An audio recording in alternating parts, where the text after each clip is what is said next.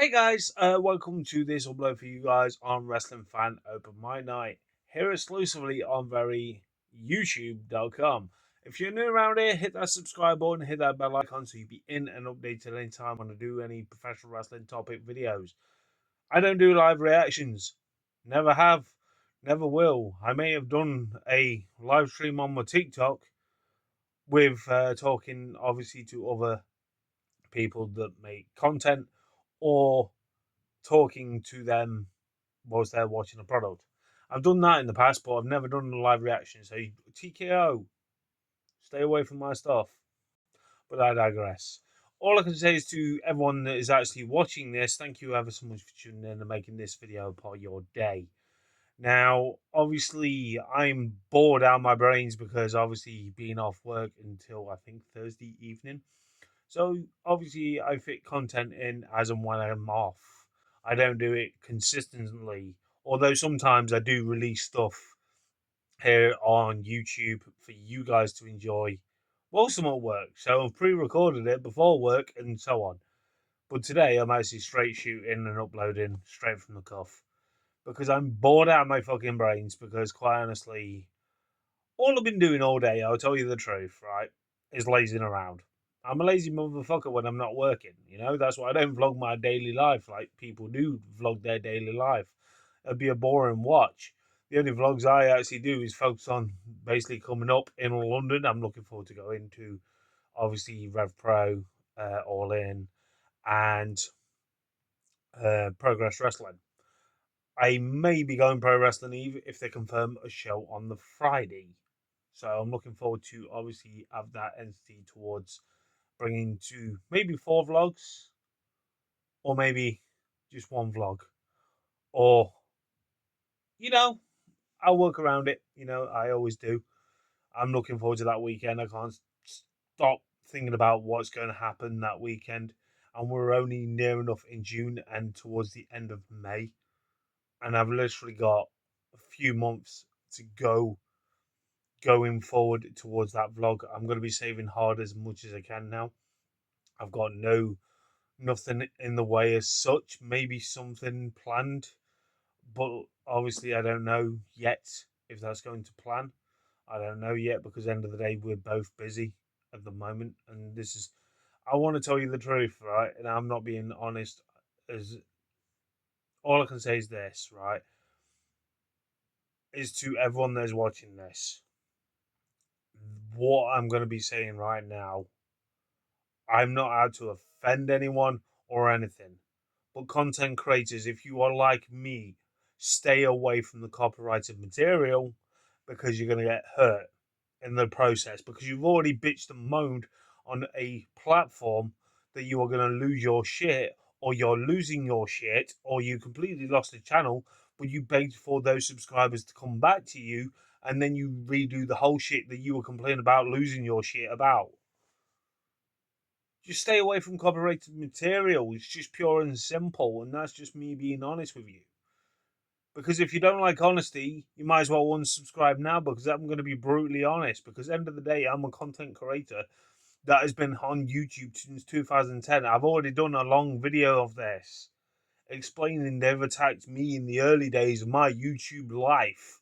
And all I've gained from this is friends more than money. Now, if I was earning the money what big YouTubers get, would I push my family, push my friends away? Hell fucking no. I would still have a 9 to 5 job. Well, matter of speaking, 9 to 5 job. But I would still have a job.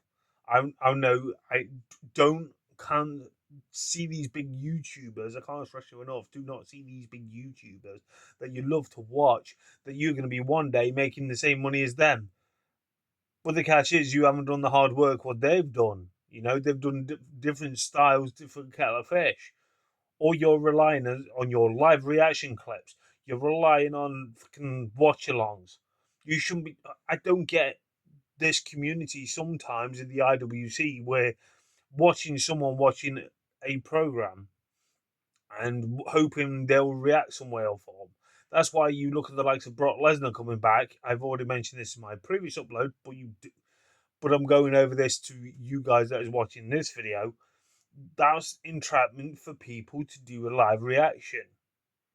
and they'll post that live reaction with that same clip they reacted to, and they'll end up losing their shit all over again.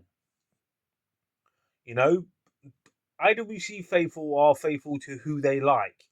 It's not the content you are bringing, it's the presenter. Like, if people like what I fucking bring, or Ollie brings on his channel, or Paddy brings onto his channel, that's why they tune into your product. Not because of it's being with a watch along or clip of a WWE programming or AEW programming, Ring of Honor program. End of the day, it's not that. It's how they bond with the presenter. You know, that's why you look back at kids' TV. When I was growing up, we had fucking CBBC, we had BBC. I mean, ITV and all that lot, right? And now they seem to squash that idea. Yeah, fair enough. They've actually got those channels, those platforms, but this is where people have faded away, technically watching away from TV. You know, I want to sit down and watch something on TV, but I never can find anything to watch because you are spoiled for fucking choice. But if you like that certain presenter, you remember that presenter where they've gone elsewhere. You know, like some of the presenters that I actually see are now on, like, Good Morning Britain, a prime example. And you got the likes of Andy Peters. You look at the likes of Andy Peters, you're thinking, fucking hell, he hasn't aged, but he's still getting recognised. Can't bring Philip Schofield in the equation, but if you know what I mean. Why do you think he was on our TV screens? Why do you think Anton Depp? Because at the end of the day, I grew up watching those. That's why they're presenting their own shit. They've made their own markup. You know, they got into technically social media before it was social media. It was called television. You know, the box that you normally watch. But most people this day and age watch YouTube videos or online streaming or whatever, you know. But the problem where it lies that people think it's to do with the content they're bringing, and that's where your downfall is. Because at the end of the day, if you've got the charisma, I know I'm going on a bit, I do apologise, but if you've got the charisma, the way you are delivering on camera, why do you think these big people that you idolise to be the next KSI or the next PewDiePie, why do you think they've got the personality to bring into the masses? And that's why people catch on onto certain people. That's why they hit the subscribe button. That's why they hit the bell icon. Not because of you doing fucking live reaction videos. No, because they respect you as the presenter. That's why there's some people blossom here on YouTube or just dwindle, because at the end of the day, you've got to pump out a lot of content. I haven't got time to put out content. You know, I only put content as and when I can, and that's why I've built up the friendship that I've built up in a community that I respect. You know, it's like the respect that Ollie showed me when he was on Assault and Battery 777's video. You know, where he was talking about WrestleMania 29. He mentioned me, and I felt honored to be mentioned about that because he got into it because of me. You know, because I saw potential in him, and I'm grateful to see that kid's fucking. I say kid, but he's 10 years younger than me. I know. He's 30 fucking 4 this year. I'm 44 this year. We're 10 years apart, but when I knew him, he was a kid, and he grew up to be the YouTuber I expect. You know, to present. I'm not boosting his arrogant ego. It's the same with Paddy. I want him to do better. Not saying his content. I want his channel to blossom because the effort that he puts into it. You know, I've watched so many YouTubers grow up. It seems like with professional wrestling, you grow up with these wrestlers and you watch these wrestlers. That's why you pick that wrestler as your number one guy or female. You just got to understand this, that it's not about the live reactions. I keep stressing this. It's the person that is making the effort to edit the video, to watch, film the video. But they were relying on too much of this copyrighted material to hopefully get those views in, what they've worked out. But no, it's not about that. It's the person that presents the product. You know, I do straight shooting videos. I don't edit my videos, as you can tell. If I edited my videos, like my vlogs, a prime example, they can take up to about 12 to 24 hours to edit, even though if it's a long video or short. I just want to make it look the best for you guys. And if you lose your shit after all that hard work and you've made no money back from it, fair enough. But if you want to lose your shit, keep on doing what you're doing. You're only treading on toes. That's just my quick thoughts. Tell me your thoughts in the comments as well. Plus, as well, I wanted to talk about this the other day. MLW working with Stardom. They announced it a few days ago. I think this is a big move, a big, massive move to bring more eyes onto their product. MLW is one company I've watched off and on. Now, this is no mean disrespect, but I knew what they stand for. I knew what they were doing when they were doing what they're doing, if you know what I mean. I would say MLW now is technically what Ring of Honor was, sort of, when it had the likes of Seth Rollins through them, CM Punk, etc., etc., etc. I would say about the 2010s to 2015s version of, would say, what Ring of Honor was standing for. Ring of Honor at the moment, right, I do not get a chance to watch at the moment. Obviously, because of work and personal commitments. But that's what I mean. I can't dive into too much wrestling because I hope I don't go down that rabbit hole once again. Because at the end of the day, I will be glued to it. Even though at the moment, most of my time I like to watch is on YouTube videos. And that's just me being honest. Finding new creators to obviously relate to, give them some advice, even though my channel is smaller than their channel. That's why I did what I did at the start of the video. So what I'm saying to everyone out there, guys, just tread safely when you're doing content or starting content. That's the only reason why I did what I did at the start of the video. I had to vent that out. But what I'm saying to you guys is with this MLW, this is going to be such an interesting move in 2026. Seeing Stardom on their product, Stardom on AEW's product. This is going to be an interesting year of professional wrestling. I don't give a fuck what people think. It's going to be such an interesting move and dynamic the way they are going. They are breaking grounds doing what they are doing in their own special way. That's why you got the likes of Ring of Honor doing what they're doing. I see that as the version of NXT, what it what it was technically set out to do in the past. So yeah, that's what I mean with the likes of MLW and the likes of Stardom going forward. I'm really intrigued to see where this is leading. Because like I say, it's an interesting year of professional wrestling, non WWE based. Because at the moment, WWE to me is drizzling shits. And that's what, me being honest, what they're doing. The likes of bringing Brock Lesnar back for that entrapment to entrap fans to fucking, oh my god, didn't see that coming. But I'm just saying to you guys as fans, right? I'm going to say this: it's just going to be a strong year of non WWE based wrestling, and it's a force to be reckoned with. Because I feel like the way Ring of Honor's brought in Maple Leaf Pro Wrestling up in Canada, that they've brought them into the Ring of Honor fold. I feel like there's a lot more to this MLW. Having a working relationship with all brands, MLW, Ring of Honor, Stardom, Marigold. You've literally got the likes of AEW as well themselves in the fold. It should be, I'm hoping it's going to be announced working relationship with obviously that, or Pro Wrestling Heave here in the United Kingdom. That they are working on something massive. And I really hope it's going to be massive as I'm hoping. I was hoping this when the likes of Impact Wrestling was working with the likes of AEW. Obviously, with certain things, I feel like AEW helped benefit the likes of Impact Wrestling or TNA. All at the moment, I feel like with the working relationship that WWE has with TNA, I feel like they just want to name their top talent.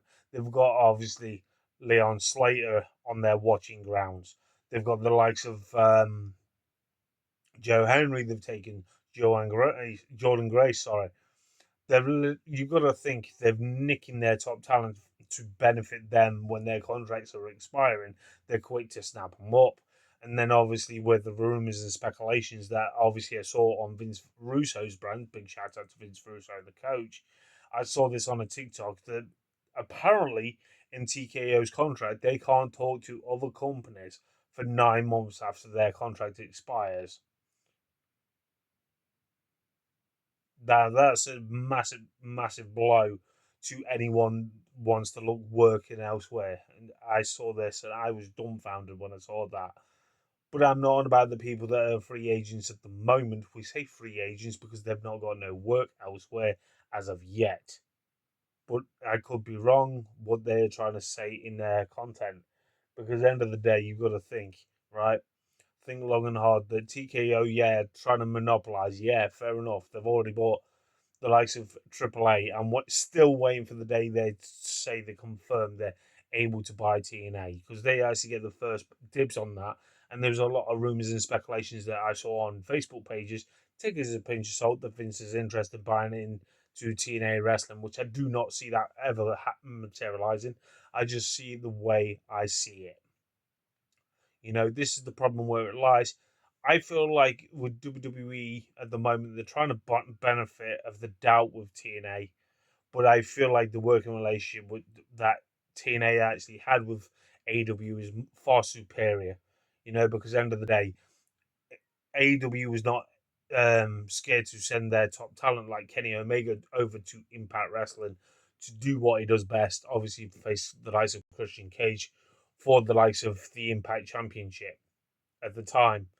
Have we ever seen the likes of any Seth Rollins or anything like that go over to the likes of TNA? No, we haven't.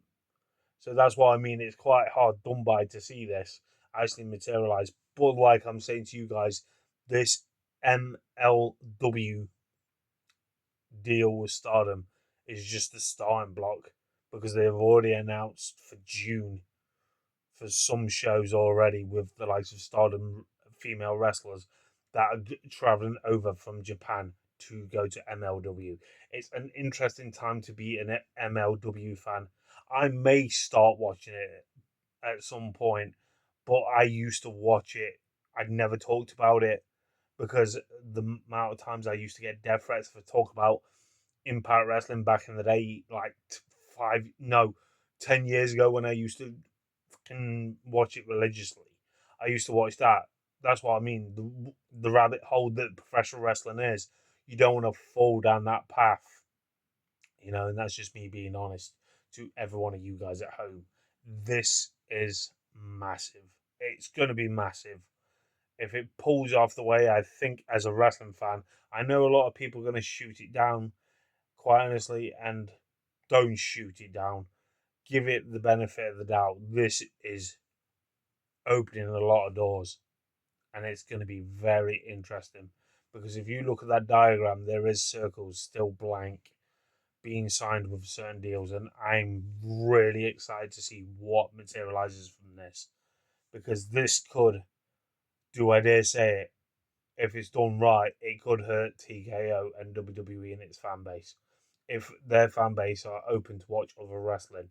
And I forgot to mention when I was talking about Darby Allin and everything like that, you never thought in a million years you'd see AEW do so well and sell out Double or Nothing in New York, considering New York is technically WWE's territory back in the day.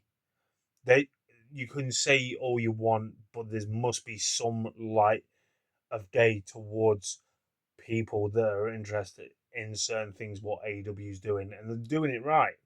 This is why I said AEW is doing it right. They've sold out, and I'm not going to sit here and compare it like I'm hoping Wembley does sell out. I know that's a big achievement, but people are literally talking about it, back chatting it, and turning around and saying, "Oh, they've only sold 20,000 plus," and yet WWE and TKO literally sell 20,000 plus fucking for like a WrestleMania for 2 nights. This is with no matches. AEW sold it with no matches, but they always want to backstab AEW in the process. because it's AEW. You know, this is the problem where it lies. And I'm not saying this because I'm an AEW tribalist. I'm just saying this because, yes, I'm going. I cannot wait to go. All I care about is what happens in that ring, or the decent storylines, or the decent matches they are going to confirm. And as soon as matches start to build and confirm, you never know. Wembley Stadium could sell out. You know, it just baffles me the way people are reacting for no fucking reason. And they shouldn't be reacting the way they're doing. But that's what I'm just saying to you guys. Tell me your thoughts, please do, in the comments. But until next time, guys, stay safe and obviously keep hitting that subscribe button, keep hitting that bell icon. Until next time, guys, catch you guys later.